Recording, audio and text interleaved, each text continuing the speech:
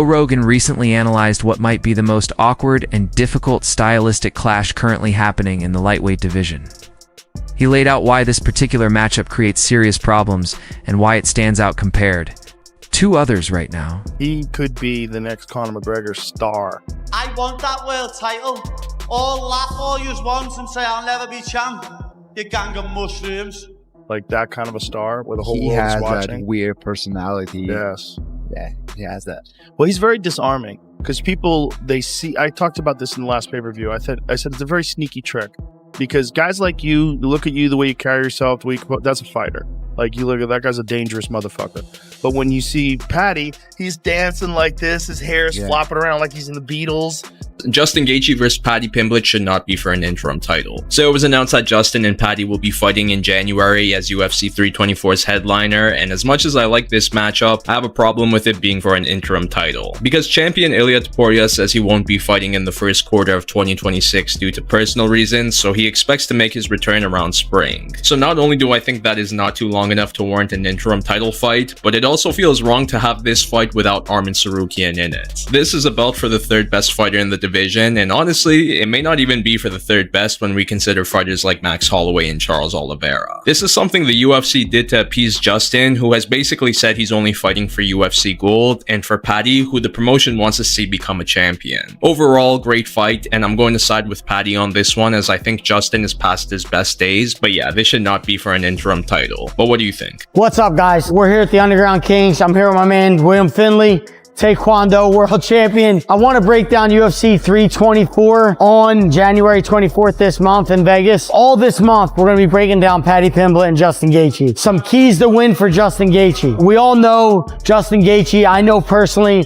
his calf kick is devastating and changes the tide of every single fight. So on a guy like Paddy Pimblett, this might even be the size difference. Paddy is going to be damn near 200 pounds the night of the fight. I don't think it's going to be this drastic. Will's probably about, what, 220? Sir. About 220, and right now I'm probably 200, so that's 20-pound difference. But I think the keys to Justin's victory, it's one of the main keys, is being able to use this calf kick effectively. So if me and Will are lined up here, the main thing I want Justin to be able to do is I want him to be able to jab and slap and put Paddy Pimblett, put his weight on this leg. I want him to constantly be putting his weight on this leg. So he's going to do that by cutting off this side, jab, slap, and before Paddy could even step, bombing that leg kick there. And if you look, Paddy was doing a great job doing the calf kick against Mike Chandler. He was doing a great job kicking, so he's probably going to return it. But I think in general, if Justin is able to keep bombing this leg kick, I think it's really going to shut Paddy down and be able to nullify a lot of his attacks. You might start seeing him limp. You might start seeing him to switch stances. From there, Justin can use the speed of his hands and use his boxing. I think it's much better than Paddy's. I think he's faster, and I think he's cleaner on the inside. I think this calf kick's going to be one of the main things to be able to beat Paddy in this fight. Paddy Pimblett versus Justin Gaethje is a matchup that gets more dangerous the more you think about it, because it could either define Paddy's career or turn into a brutal reality check. Gaethje isn't a typical lightweight. He's a relentless pressure fighter who looks to do damage, not win rounds, using heavy leg kicks, vicious punches up close, and a pace that forces mistakes. Story, and I heard this yesterday, and I didn't bring it to you because I didn't believe it. I had to confirm it. So Paddy the Baddie just got beat. Paddy the Baddie, as a matter of fact, got submitted. Do you guys even know what I'm talking about? So there's something that goes on in England. This is Paddy's gym. Paddy enters this thing every year. It's called something, and then they have a king of the mat. It's a grappling tournament, but they had this thing, this king of the mat. Paddy was in the finals a year ago, and after an hour, they just stopped the match and called it a draw. So he was a co-champion. So whatever this thing is, it's a thing that matters to him. So he enters it, I guess, over the weekend. I guess. And he ends up getting beat. Now, one of the reasons it's so cool is I don't think you have heard about it. One of the reasons I think it's so cool is there's no other sport where this would happen. One of the reasons I think it's so cool is it doesn't matter. And that's one cool thing about our community. Like if a guy like Paddy wants to go out there and take a risk and do something like this, he can chalk that up to a tremendous victory. He can also chalk that up to a workout. And you know what? We need to keep it that way.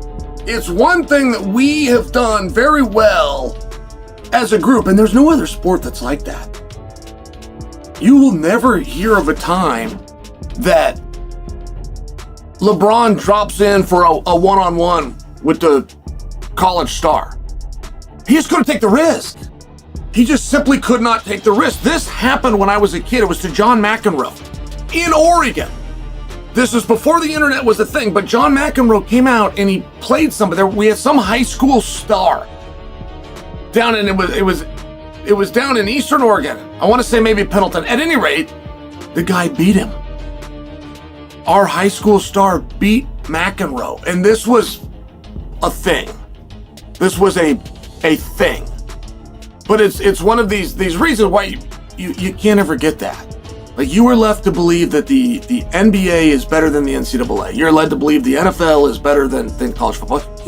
I'm sure you're right, but there's exceptions, and there's certain positions at certain times where there are exceptions. You will never know. Those guys will never take the risk. They will never take to the field. They will never take to a three-point stance and go, they'll just never do it. On the outside chance that somebody's filming and somebody puts it, it's one of those things. And you get guys that love to compete. I mean, I got one resentment towards our sport. One, which is that we only do it 3 times a year. I mean, I can't even tell you the lack of respect that I have. Eyeing you out. Of course. Big fights coming up. How do you see yourself getting it done against Gaethje? Of course, he's had a lot of battles. There's a lot of fight tape to watch on him, to say the least. He's had a bunch of scraps. He's got finishes. He's been finishes. How do you see yourself getting it done? Because he hasn't really fought a guy like... I mean, you're a bit of an Oliveira, but... You know what I mean? It's a new style for him. You're not just the typical up-and-coming scrapper brawler that's going to get into a fun scrap with Gaethje. There's more intricacies to your game with the grappling as well. So how do you think you're going to get this one done? I think I finish him wherever the fight goes, to be honest. Obviously, I know we can bang, but every fight we get a breakdown made of our opponent, and it actually shocks me how much he gets hit. And I know he takes one to give one, but you can't really just do that at this level. That's why he's lost to people like Eddie Alvarez, Dustin Poirier, Charles, because you can't just take one to give one, and I'm not going to just be standing there to let him hit me back. You know what I mean? So be using me range, keeping him on the outside, and I've got a feeling I'm going to knock him out, to be honest. I don't know what it is. I've just got a sneaky suspicion I'm going to knock him out. You know, I've been doing a lot of rounds with Luke Riley for this camp, and Luke's got much better technical striking than Justin Gaethje, and I'm having a lot of success sparring with Luke. And obviously one of my coaches, Ellis, who used to fight himself, he's the exact same build as Justin. He's 5'10" with a 70-inch reach, and I've been doing rounds with him. He's literally, because he doesn't fight anymore, lad, and he's just a coach, he's just done Justin's style for me.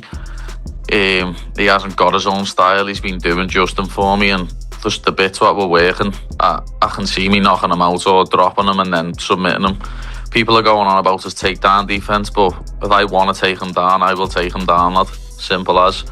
But I can see myself dropping him, ending up on top and either TKOing him or submitting him or TKOing him a ground and pound.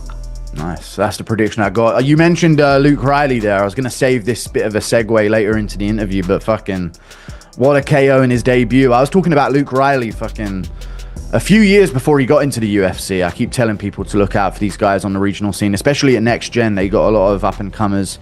I know you got George Staines there as well, the fucking Elon Musk of MMA.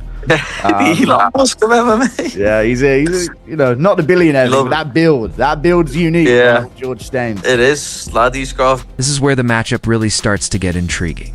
As Paddy Pimblett isn't stepping into this fight unprepared. His entire approach has always revolved around disorder, forward movement, and pulling opponents into uncomfortable situations.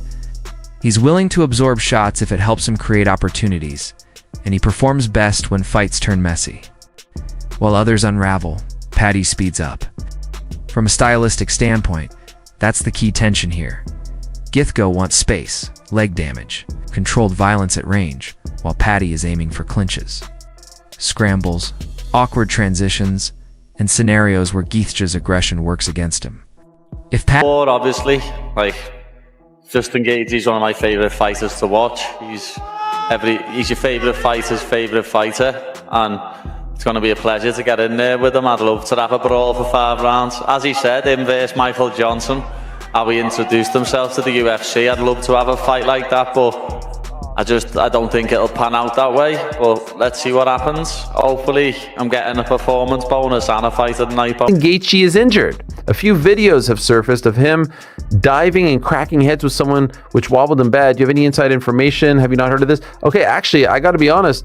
I thought you guys were talking about. I thought he was going to ask about. I saw a bunch of pictures about this thing. Though, right? Yeah. The ingrown hair is what he's claiming. Okay, right. Ingrown hair and a bit of brisket. Yeah. Brisket. Yeah, a little brisket on the chin. Because they said he had herpes on his mouth. He's like, I was eating brisket and I had an ingrown hair. If that is an ingrown hair, that's the gnarliest ingrown hair I've ever seen. That makes like a little red dot on your neck if it's an ingrown hair. He had a crater in his neck. I don't know about By the way, could you imagine, just for a moment, do you know where I'm going with this? Yeah. Do you know where I'm going with this? I do know exactly where you're going. Enter Armin. Yes. Enter Armin. Yes, it's time. Now, is Armin ready is the thing. Now, when he walks out to those videos, I'm like, oh, fuck. Enter Armin. Enter Armin. Walking out there, eating a fucking turkey leg. I mean, come on. Fights out long, right? He uses those kicks up the middle. He's got a good knee that we saw him land against Chandler. And then almost kind of land your points and force Gaethje to try to close the distance, and that's when I would try to wrestle. He looks huge to me in a good way nowadays, Paddy. I'm always impressed. It seems like he's getting fitter and fitter, further and further out from these fights as well. We only see Fat Paddy for a little bit. Gaethje, I think keeping it on the feet, boxing in close, and just trying to murder the legs like he always does is something that he needs to do. I don't know if testing Paddy's jiu-jitsu is the move for Gaethje. So it'll be interesting, man. But I think Paddy's got a goddamn... Paddy can weather the opening onslaught and force grappling exchanges. The entire dynamic shifts. And that's the question everyone is asking. Because Gaethje doesn't ease into fights. Is most dangerous early, attacking with full power, leg kicks, and non-stop pressure. And Joe Rogan has pointed out that those opening rounds are where he does the most damage. Aggression could become a weakness. But if not, one clean shot could end it fast. That's why fans are split.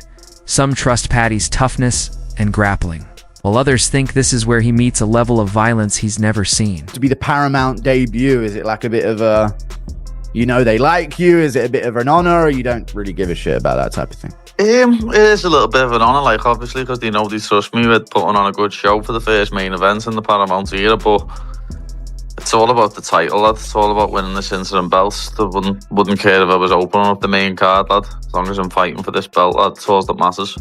Nice. All right then. This is a big matchup. We've come a long way, Paddy.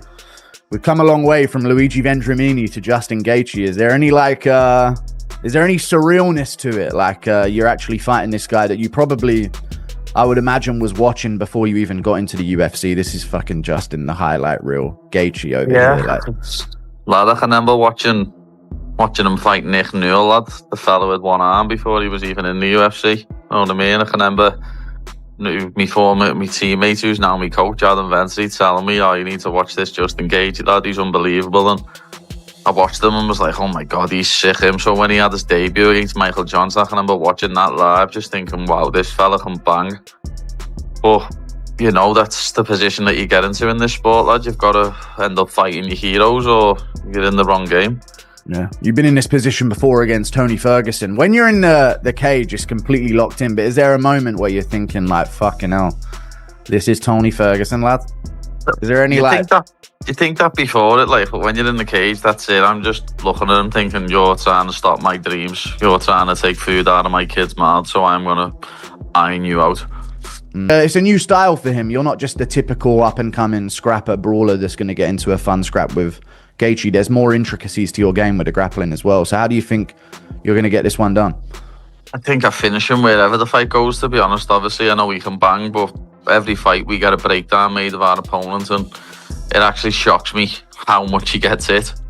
And I know he takes one to give one, but you can't really just do that at this level. That's why he's lost to people like Eddie Alvarez, Dustin Poirier, Charles, because you can't just take one. I'm taking the underdog, Justin Gaethje, by KO. If he's gonna get it done, he has to get it done by KO. And I think the leg kicks too. Yeah, the leg kicks. The cow kicks. And if you watch the Michael Chandler, even though Paddy just kind of dismantled Michael Chandler, but Chandler landed some good hits on him and made him back up a bit where it snapped his head. And I think Justin Gaethje is a way better striker than Michael Chandler. Absolutely. So I think what we saw with the Fiziev fight, when Justin Gaethje gets into those clinch situations, the uppercut is nasty, bro. And I don't think... You know, that's our biggest video on YouTube. Yeah. It's like over 1 million views. Yeah. Check it out. But I think when Justin Gaethje gets finds the range on him, and Paddy's chin's gonna be exposed like that, or in a clinch situation, uppercuts him. Yeah, I think that's what's gonna put Paddy away. Damn, what could be next for Paddy? Ilya says he thinks Paddy kills Justin Gaethje. I don't think kill him, dude. Justin Gaethje is so fucking solid. But again, 5-round fight, 2, 3, 4 rounds into the match, and Paddy does score a takedown. Now he's got maybe Justin Gaethje on his back in half guard. That's very plausible. Justin forgets he fucking wrestles. He definitely trains it, but you could see why Ilya thinks that a little bit. Plus, Justin Gaethje's 36, Paddy Pimblett's 30 years old. But again, you can't count Justin Gaethje out. He could knock Paddy the fuck out. I would lean towards Justin. That's why this matchup stands out so much, because the hype is gone. No matter the result, everything changes afterward. A win for Paddy immediately pushes him into true contender status and quiets all the doubters, while a win for Gaethje only confirms why he's been one of the most intimidating lightweights of his era. Joe Rogan's point is clear. This isn't just another bout, it's a clash of styles, pressure, and mindset that could shape both careers. And once the cage shuts, there's no escape.